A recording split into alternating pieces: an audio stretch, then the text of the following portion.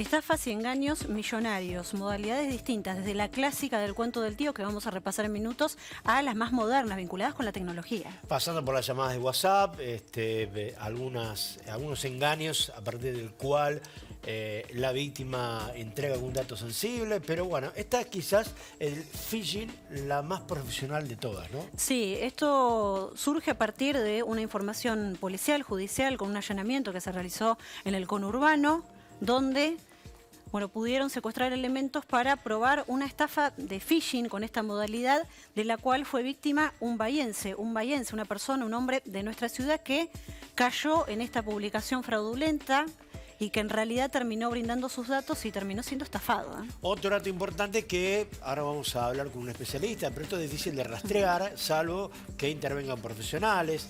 Todo este tipo de delitos, salvo que sea muy burdo y que hace una huella muy tangible, una vez que la justicia pueda empezar a investigar, no hay muchos elementos. Cuesta llegar y obtener alguna puntita para empezar a investigar y tener éxito de quizás recuperar algo si es que nos lograron engañar o estafar. El tema es, una vez que ingresan a alguna cuenta personal, hay que ver si uno tiene plata allí, un ahorro, olvídate.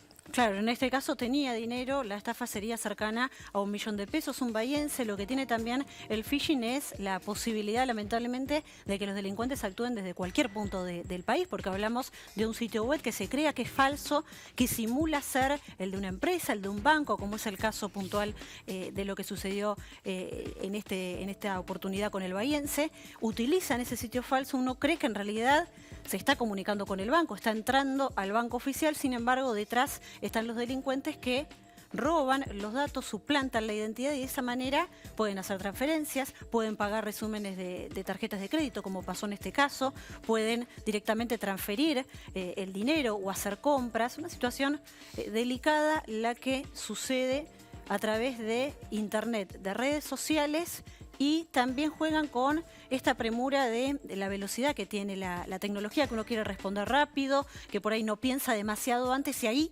cae en la trampa de los delincuentes. Phishing, enseguida vamos a estar con el móvil en vivo y un profesional que nos va a explicar un poco más del término, qué significa, porque hay distintas modalidades dentro de lo que es internet con los robos, ¿no? Seguramente. El dato es tratar desde este lugar ofrecer la mayor cantidad de elementos posibles a la gente para que esté alerta.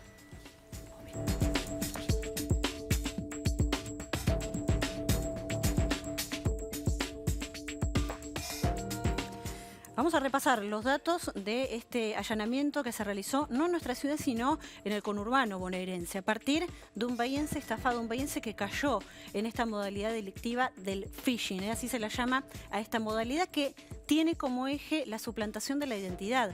Lo que hacen es robar tus datos, tu cuenta, tu caja de ahorro, los números de la tarjeta, y de esa manera se hacen pasar por vos a través de los recursos digitales que existen y hacen transferencias, pagan resúmenes de las tarjetas. Bueno, esto ocurrió con un bahiense que fue víctima de esta estafa, pero en principio decíamos el eje del phishing, que después lo va a profundizar con mayor precisión un especialista, es delincuentes que se hacen pasar por entidades de confianza, sea bancos, empresas, incluso hackeándote también el WhatsApp y haciéndose pasar por una persona, ¿no?, de confianza, ¿no?, haciéndote decir, bueno, che, necesito ayuda, amigo, por favor, hacemos una transferencia. Bueno, eso también estaría dentro de este encuadro, pero lo más común son los bancos y las empresas, ¿sí? Lo que hacen es, clonar los sitios web de un banco, en este caso puntual era el Banco Santander, y de esa manera la persona, la víctima, cree que está ingresando a ese banco y coloca sus datos. Eso es lo que ocurrió, porque este hombre, este bahiense, puso sus datos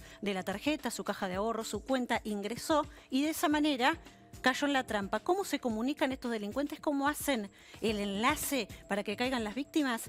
A través de correos electrónicos y las páginas web falsas, pero sobre todo correos electrónicos. Ese es el medio que utilizan los delincuentes para atrapar a través de esta modalidad que es el phishing.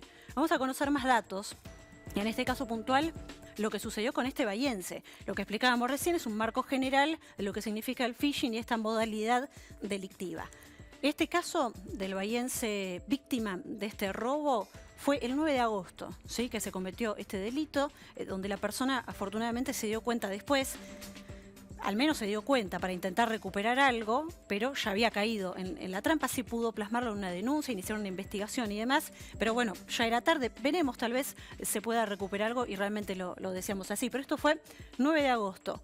¿Cómo cayó este hombre de nuestra ciudad? A través de una publicidad fraudulenta de Instagram, de redes sociales. Una publicación de Instagram falsa de un banco, decíamos el Banco Santander, que bueno, lo hacía simular ser el banco y lo hacía creer que era un sitio oficial del banco, cuando en realidad detrás estaban los delincuentes. Sitio web falso, decíamos, de esa manera se mete esta persona, coloca allí los datos porque creía que estaba ingresando en este sitio oficial, pone sus datos, usuario, contraseña, caja de ahorro, bueno, pone todos esos datos y ahí es cuando los delincuentes logran obtener esa información tan sensible. ¿Y qué hacen los delincuentes? Se hacen pasar por esta persona, que es la víctima, y abonan el resumen de la tarjeta de crédito de otra persona.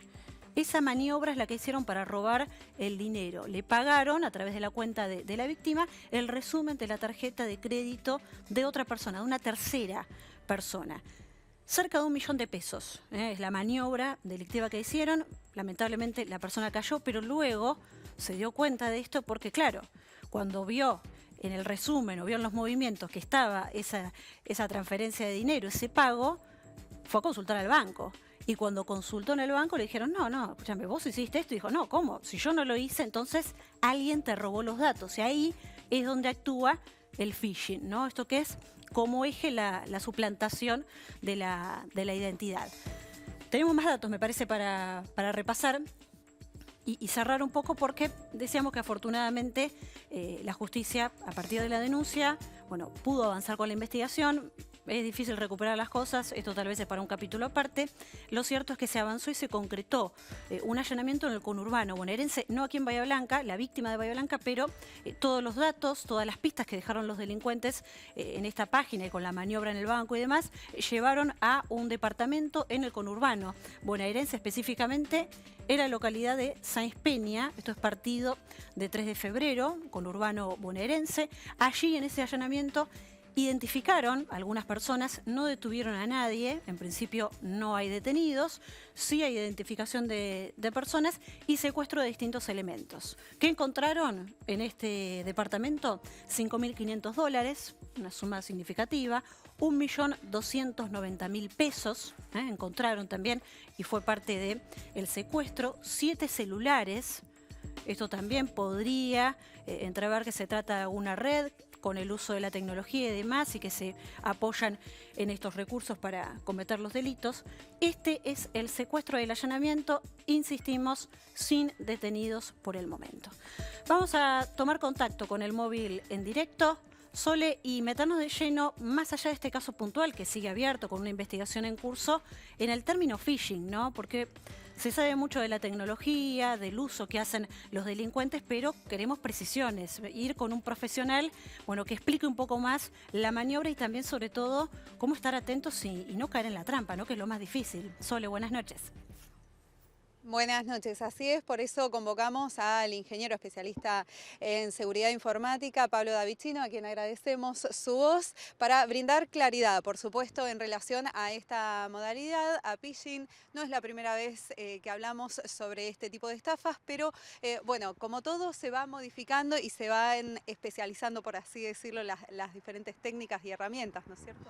Sí, totalmente, y hoy apalancado muchísimo con lo que es la inteligencia artificial, porque todos estos ataques antes eran perpetrados de forma manual, y hoy con todas estas herramientas y los lenguajes de inteligencia artificial, permiten tener un grado de automatización y un grado de suplantación de identidad, que es lo que el phishing en su naturaleza es, tan fino que es muy difícil reconocer lo que es fraudulento versus lo que es verídico. La suplantación de identidad básicamente es esto: a través de una herramienta que puede ser un correo electrónico, que puede ser un mensaje, que puede ser una notificación, yo trato de hacerme pasar por otro, de impersonar a otro. Ejemplo, puedo mandar un correo electrónico a nombre de Mercado Libre sin ser Mercado Libre. Entonces, quien está distraído, quien está haciendo muchas cosas, quien está trabajando, puede entrar a ese correo electrónico, seguir un enlace, descargar un archivo, y ahí empieza toda una cadena de cosas que le dan al atacante herramientas para ir escalando en su ataque y obteniendo información y perpetrando distintas acciones, y la víctima se va complicando cada vez más, ¿no?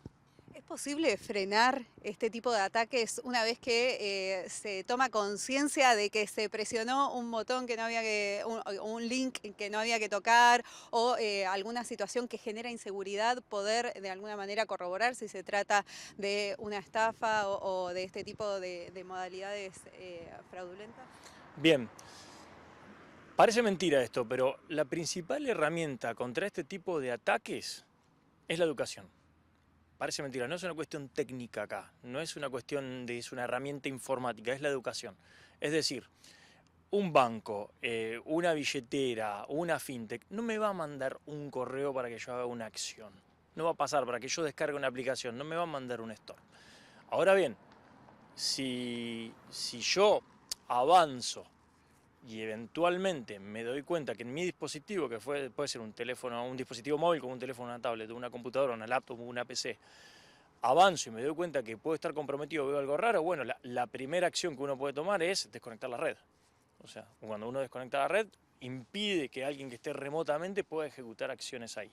¿Qué suele pasar acá? Hay dos casos bien definidos. Uno es poner un nombre muy parecido al de la empresa, ejemplo, en vez de mercadolibre.com.ar, mercadolibre.io.ce, la gente no se da cuenta, lee Mercado Libre y ahí ingresa a una página que suplanta Mercado Libre. Y la otra es descargar un archivo. Ejemplo clásico, y hoy con la inteligencia artificial lamentablemente está entrando en muchas empresas, es envío una factura. Entonces entra un administrativo una factura, el administrativo la descarga, no se da cuenta que ese archivo no es un PDF, y cuando la ejecuta introduce código malicioso a ese dispositivo, que después se transforma en otra cosa, como por ejemplo lo que se llama ransomware, o es cifrar, encriptar toda la información que está en ese dispositivo para pedir después una recompensa para desencriptarla, ¿no?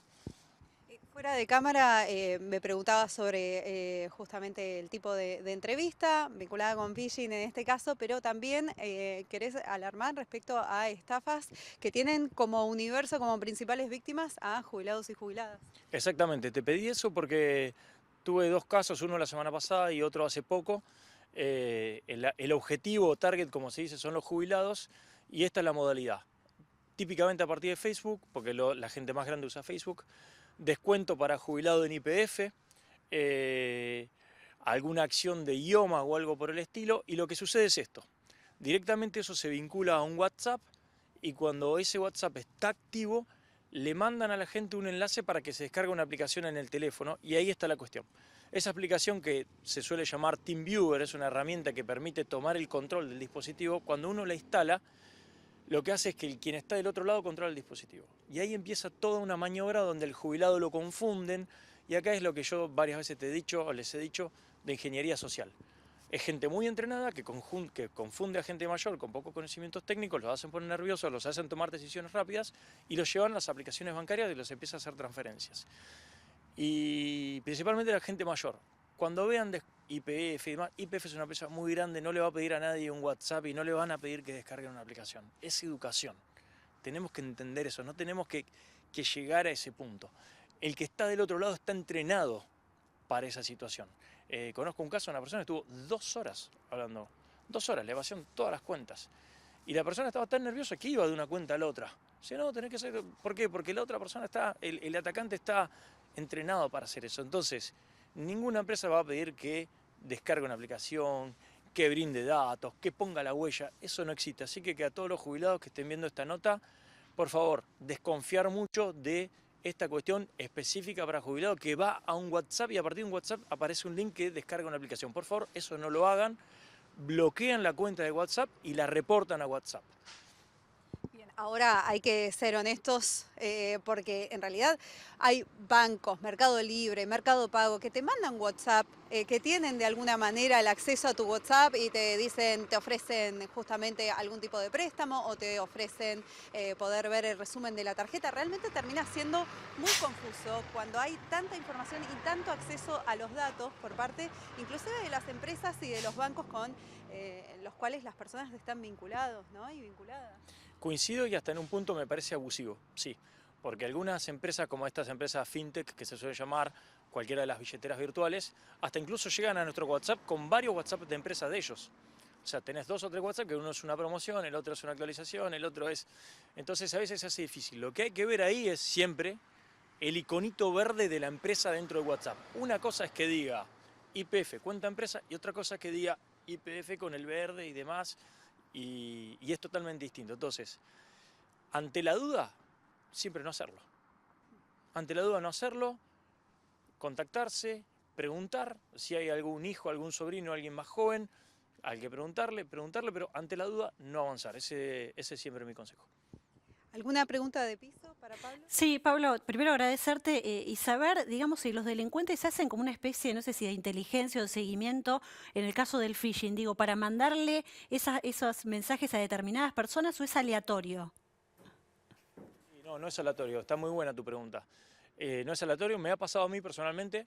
Hay gente que se dedica a esto, lo que hace es una ingeniería reversa de una organización, de una empresa, identifica a los que son los puntos de entrada, los que están en los primera línea, típicamente administrativos, identifican su firma de correo. Hay muchas técnicas como para tener un correo de rebote y ver qué te rebote y ver qué tiene y demás, hay muchas técnicas para eso. Entonces esta gente, cuando es algo bien direccionado y bien pensado, hace un relevamiento, una ingeniería reversa.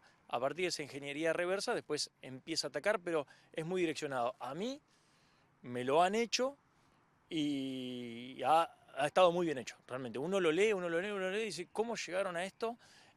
Con lo cual se nota que hay un trabajo por detrás. Y hasta en algunos casos hay gente que se dedica a esto de forma paga, ¿no? O sea, hay gente que le pagan por hacer por perpetrar este tipo de ataques, que muchas veces es una consecuencia inmediata y otras veces es un escalado adentro de una organización y pueden estar muchísimo tiempo ahí adentro. Muchísimo tiempo pivoteando dentro del sistema, sacando información hasta que finalmente deciden detonar la bomba. Vos lo mencionabas, ¿no? Estar atentos a los sitios web, a cómo se escriben, a cómo termina, el tema del candadito. Digo, hay que mirar 2 veces o 3 veces antes, ¿no? Un poco la respuesta siempre termina siendo eso, de prevención, ¿no? Siempre termina siendo eso, está en uno, hay que mirar, como bien vos dijiste, 2 o 3 veces. Siempre hay que tener actualizado los sistemas operativos, los navegadores y demás, porque ahí hay muchas herramientas integradas que ya permiten ayudarnos en esa detección. Y ante la duda, no proceder. Preguntar, y preguntar a alguien que sepa. Ese es mi principal consejo. Que se ponen los datos, ya es casi imposible revertir esa acción, digamos, una vez que ya la persona ingresó, colocó su usuario, contraseña y demás. No, muchas veces no es reversible. Sí, lo que cuenta acá es la ventana de tiempo en la que uno actúa. Cuando uno actúa rápido, se pueden levantar varias barreras que impiden acceder y se puede retrotraer la acción. Cuando uno demora, ya después es mucho más difícil. Lamentablemente les tengo que decir que muchas herramientas, principalmente del ámbito financiero, que son muy atacadas acá en la Argentina, están por detrás. Hay muchas barreras que no están. Esa es la verdad, porque yo veo muchísimos ataques y después digo, pero perdón, ¿por qué esta organización no está teniendo estos controles? ¿Cómo una persona puede transferir 200 millones de pesos desde Groenlandia y no pasa nada? Entonces acá hay una falencia también de quienes nos están prestando servicios que en muchos casos están flojos de papeles. ¿Fallas en empresas o fallas a nivel jurídico? No, más que nada a nivel tecnológico adentro de las compañías que dan servicios. A nivel jurídico estamos relativamente bien, pero yo no soy abogado, no tengo esas herramientas. Pero yo me refiero a herramientas tecnológicas adentro de las empresas, de las mismas empresas que nos ofrecen servicios. Bueno, muy bien. Pablo, nos quedamos un poco preocupados, si se quiere, ¿no, Sole? Porque, bueno, evidentemente necesitamos más protección incluso de las mismas empresas, ¿no? Vos lo mencionabas también en una de tus preguntas, Sole. Sí, bueno, qué importante esta cuestión que mencionaba Pablo, ante la duda no actuar, bajar la adrenalina del momento, la ansiedad, que con eso es una de las principales armas que tienen, ¿no es cierto? El tema del tiempo, de la acción rápida y, bueno, consultar, por supuesto, ante la duda, al menos una de las formas de resguardarse de estos ciberataques.